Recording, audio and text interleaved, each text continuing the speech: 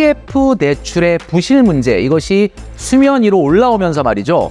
이 하반기에 한국 경제가 정말 살얼음판을 걸을 수밖에 없는 상황이 되고 말았습니다. 금융권의 부실 채권 규모가, 여러분 놀라지 마십시오, 30조 원이라고 합니다. 빼박 돌려받지 못하는 돈이 30조 원이나 있다라는 얘기입니다. 누구 돈이죠? 여러분과 제가 맡긴 돈일 수 있다라는 겁니다. 깡통이 된 거다. 대출이 지금 1000조 시대라고 하는데, 이게 지금 나락으로 가는 거죠. 자, 그래서 이제 어떻게 해야 되느냐, 우리는 뭘 좀 대비해야 되느냐, 이제 이게 중요한 거잖아요. 내가 맡긴 돈 과연 안전하게 은행이 지킬 수 있을 것이냐. 여기는 저축은행입니다. 높으면 안 좋은 거예요. 딱 두 군데 빼고는 다 증가하고 있습니다. 자, 1금융권도 지금 어떠냐 보면,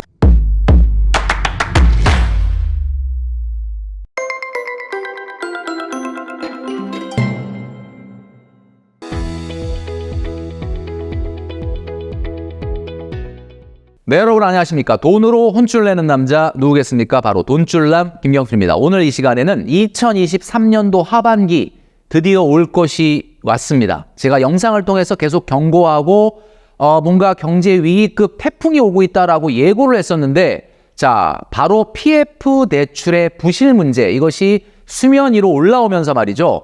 이 하반기에 한국 경제가 정말 살얼음판을 걸을 수밖에 없는 상황이 되고 말았습니다. 오늘 그 문제에 대해서 말씀드릴 테니까요. 영상 끝까지 시청해 주시면 좋겠습니다. 자, 소프트 랜딩을 그렇게 기도했는데 말이죠. 지금 우리나라도 미국도 경기가 하강하고 있습니다. 하강을 멈출 수는 없겠지만 정말 연착륙을 좀 하면 좋겠다라고 기도했건만, 사실 소프트 랜딩보다는 지금 상황은 상당히 어려운 국면인 것 같습니다. 경착륙, 비상 상황이 발생하는 것이 아닌가라는 생각이 드는데요.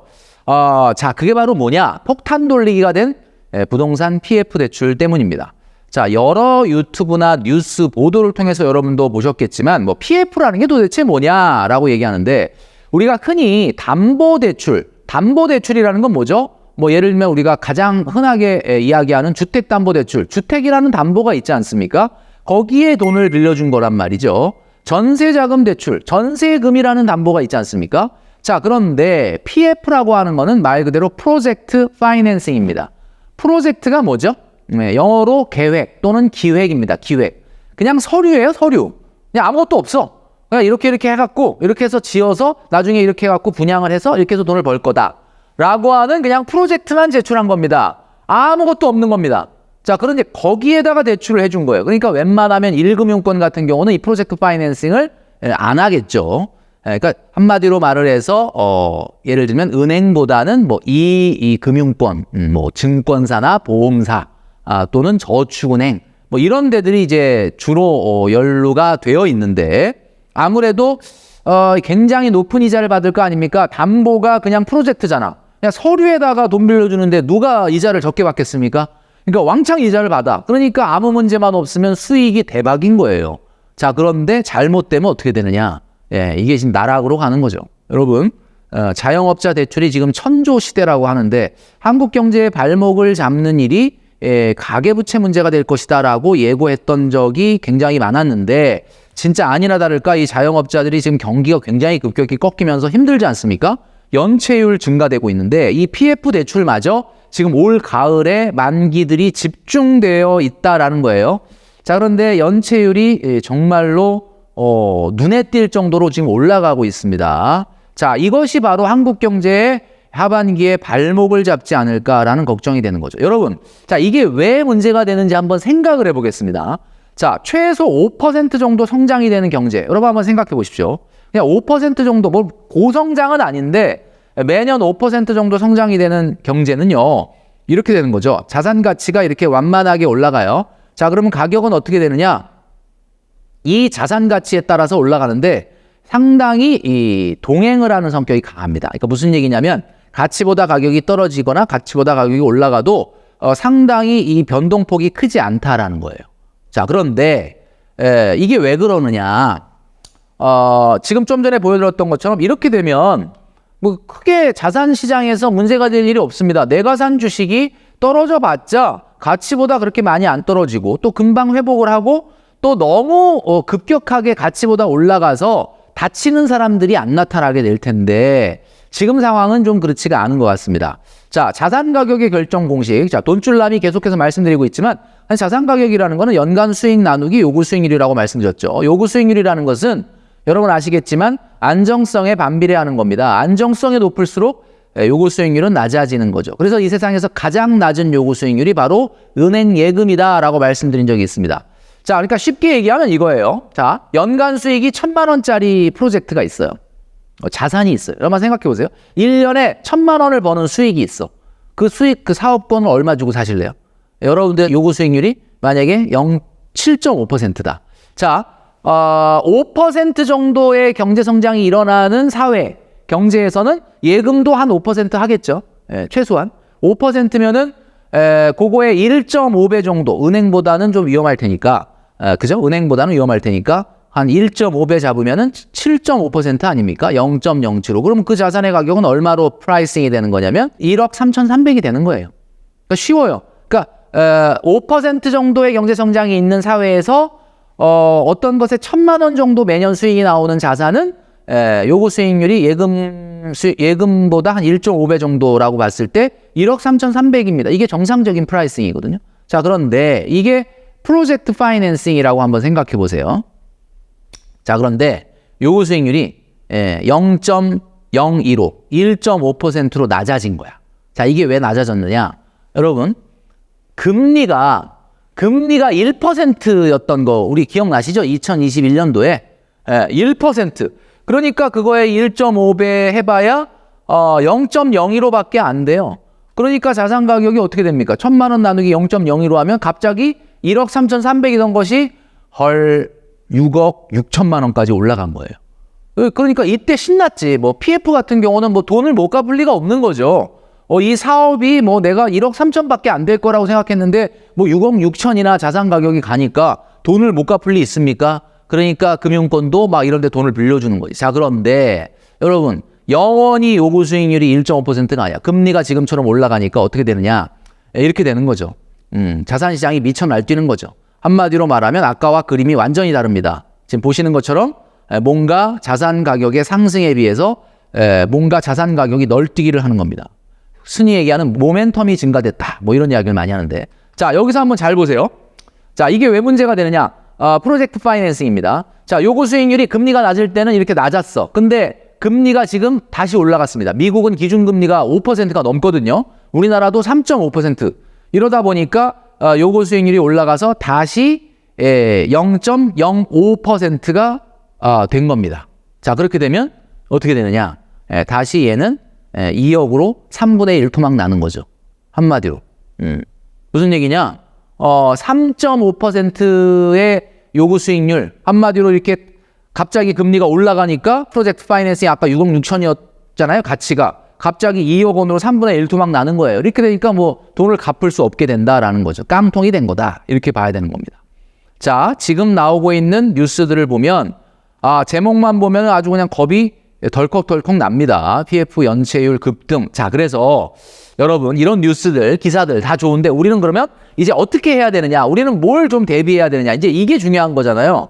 하반기에 우리나라 경제의 살얼음판, 그 얼음이 정말 깨진다고 하면은 정말 나의 문제가 내가 어디 잘못돼서 문제가 생기는 문제가 이 사회로, 이웃으로 번져 나가는 거죠. 도미노처럼. 자, PF 연체율 현황입니다. 지금 보시면 아시겠지만 증권이 좀 문제네요. 증권사들이. 저축은행도 조금 높아지고 있고요. 자, 한 보도에 보니까 데일리안의 7월 10일 보도를 보니까 금융권의 부실 채권 규모가 여러분 놀라지 마십시오. 30조 원이라고 합니다. 부실 채권 규모가 30조 원이라고 하는데 30조라는 돈이 어느 정도냐? 여러분 한번 숫자로 보시면요. 3 나오고 0이 몇 개 나올 것 같습니까? 30조면요. 0이 하나, 둘, 셋, 넷, 다섯, 여섯, 일곱, 여덟, 아홉, 열, 이 몇 개야 도대체? 잠깐만요. 그러니까 0이 13개입니다. 13개. 30조 원이 부실 채권이다라는 거죠. 여러분이 여기서 말하는 부실 채권이라는 게 뭐예요? 이제 빼박 돌려받지 못하고 떼일 수밖에 없는 돈이 바로 30조 원이나 있다라는 얘기입니다. 그 돈 누구 돈이죠? 여러분과 제가 맡긴 돈일 수 있다라는 겁니다. 자, 그래서 제가 영상을 통해서 한번 말씀드린 적이 있어요. 3개월 전에 내 돈이 위험하다. 은행 망할 가능성 높은 은행들을 공개한다. 이 영상이 지금 57만까지 올라갔거든요. 자, 그래서 오늘 여러분들에게 다시 한번 리마인드를 좀 시켜드리겠습니다. 내가 맡긴 돈 과연 안전하게 은행이 지킬 수 있을 것이냐. 제가 말씀드렸죠? fine이라고 하는 사이트입니다. fine이라고 그냥 그 녹색 창에다 치시면은 나와요. 자, 이 화면에 맨 밑에를 보시면 저축은행, 은행, 그리고 이게 뭐 보험사 다 나오거든요. 자, 여기서 한번 조회를 해보는데 좀 전에 제가 말씀드렸던 것처럼 뭡니까? 부실채권의 규모가 30조 원이라고 하는데 자, 부실채권이라는 게 뭔지를 조금 더 자세하게 알아보도록 하겠습니다. 금융권에서 떼일 수밖에 없는 돈, 못 받을 가능성이 매우 높은 돈을 우리가 부실채권이라고 하는데 자, 이 세 가지 중에서 오늘은 고정이하 여신 비율이라는 걸 말씀드리려고 합니다. 고정이하 여신 비율. 말이 어렵죠? 근데 쉽게 얘기하면 고정이하 여신 비율 여기 있죠? 여러분 보이시죠? 자, 은행은 제가 이름을 가렸는데 여기는 저축은행입니다. 저축은행. 자, 그런데 고정이하 여신 비율이 높으면 안 좋은 거예요. 높으면 안 좋은 거예요. 왜 안 좋냐? 자, 한번 보면요. 자, 여기 보시면 전 분기 대비를 제가 보여드리려고 제가 전 분기 대비 자료를 갖고 왔습니다. 옆에 보이시죠? 자, 옆에 있는 왼쪽에 있는 게 전 분기의 고정이하 여신 비율이고 지금 오른쪽에 있는 게 2023년 3월 말 그러니까 1분기입니다. 1분기. 아직 2분기 자료가 안 나왔는데 2분기 자료는 7월 말 정도에 나온다고 합니다. 그러니까 여러분 7월 말에 다시 한번 확인을 해봐야 되겠죠. 자, 보시면 자, 감소, 증가. 거의 모든 기관들이 증가되고 있어요. 감소. 자, 이 기관 중에 딱 두 군데 빼고는 다 증가하고 있습니다. 이게 무슨 얘기냐면 부실채권의 비중이 지금 늘어나고 있다. 자, 그러니까 부실채권이라는 것은 정상, 요주의, 고정, 회수 의문, 추정 손실 중에서 뭡니까? 한마디로 얘기하면 고정 이하. 자, 5단계의 채권 분류 기준 중에 정상, 요주의까지는 그래도 돈이 안 떼일 가능성이 높은 건데 고정, 회수 의문, 추정 손실 이 이하는 100%는 아니지만 회수가 의문스러운 상황이 된 거예요. 자, 이 비율이 금융권 간에 얼마나 있느냐. 자, 이 fine이라고 하는 사이트에 가서 들어가서 조사를 여러분들이 한번 해보셔야 되는데 근데 이게 참 안타깝게도요. 반영이 느려요. 지금 사실은 지금 굉장히 문제가 되고 있는데 지금 자료는 언제적 자료냐. 1분기 자료니까 벌써 4개월 전 자료입니다. 자, 그러니까 우리가 7월 말에 빨리 사이트가 반영이 되면 이제 2분기 자료를 봐야 되겠죠. 자, 이거는 저축은행이고요. 여러분들이 그럼 돈을 맡긴 주거래은행은 괜찮냐? 자, 주거래은행 한번 보도록 하겠습니다. 주거래은행도 은행명은 제가 가렸는데요. 똑같은 방법으로 보니까 주거래은행은 다 1금융권이거든요. 자, 1금융권도 지금 어떠냐 보면 다 증가하고 있습니다. 근데 증가는 하고 있지만 자, 사실 그 고정 이하의 여신 비율을 보시면 어때요? 굉장히 미미하죠. 그러니까 사실은 지금 현재까지는 1금융권은 고정 이하의 여신 비율이 증가는 하고 있지만 이것이 뭐 문제가 될 정도는 아니지 않을까라는 생각이 듭니다. 그리고 PF 연체 대출에 대한 부실이 증가되면은 뭐 정부가 아무래도 나서겠죠. 그러니까 제가 봤을 때는 이게 금융위기의 유동성 위기까지 번지지는 않을 거라고 저는 일단 믿고 싶습니다. 그런데 어쨌든 조심해야 되기 때문에 여러분들이 돈을 맡긴 은행들에 대해서 7월 말 정도에 공개되는 가장 사실 우리가 주목해야 되는 거는 바로 2분기 자료.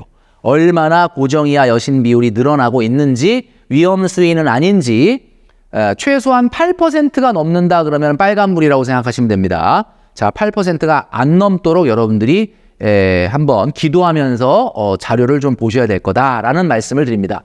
자, 하반기 한국 경제에 어떻게 보면은 상당히 충격을 줄 수 있는 이 PF 연체율 대출 문제, 이 부실 채권의 문제 우리가 눈을 부릅뜨고 관찰을 해야 되지 않을까라는 말씀을 드리면서요. 돌다리도 두들겨 보고 건너야 되지 않을까라는 생각을 합니다. 자, 그래서 오늘의 돈줄 한마디. 자, 여러분 눈을 부릅뜨고 7월 말에 나오는 2분기 자료를 주목하자.